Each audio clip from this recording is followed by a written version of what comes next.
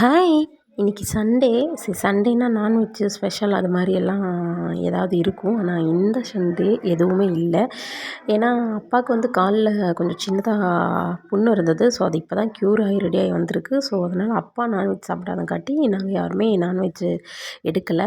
So ஒரு tablet போடணும் ஈவினிங்கு. So morning, evening அந்த மாதிரி டேப்லெட் போடணும் சாப்பிட்றதுக்கு முன்னாடி. ஸோ அதனால் வாட்டர் கொண்டு போய் கொடுத்துட்டு நாம் அப்படியே கொஞ்சம் கரிசலாங்கண்ணி தழை எனக்கு கொஞ்சம் தேவைப்பட்டது. ஸோ அது அம்மா வீட்டில் இருக்குது, தழை இருக்குது. ஸோ அதை பொறிச்சிட்டு போகலாம் அப்படின்னு சொல்லிட்டு தான் வந்தேன். அம்மா பார்த்திங்கன்னா எல்லாமே பாத்திரம்லாம் வெளியெல்லாம் வாஷ் பண்ணி வச்சிட்ருந்தாங்க.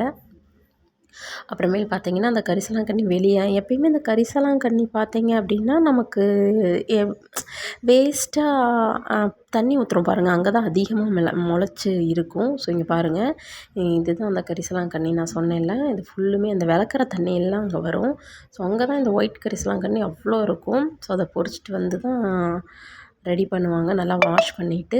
அதுக்கப்புறமேல் இந்த சைடு பார்த்திங்கன்னா ஒரு 2, 3 செடி இருக்குது. அதில் மருதாணி, அதுக்கப்புறம் துளசி, அப்புறமேல் பார்த்திங்க அப்படின்னா அவரைக்காய் கொடி இருக்குது, அதையும் வச்சுருக்காங்க. இன்னும் பூ வச்சுருக்கு, காயெல்லாம் எதுவும் வைக்கல. அந்த சைடு பார்த்திங்கன்னா அந்த அது பேர் என்னங்க, தூதுவளை இலை அது எல்லாமே இருக்குது.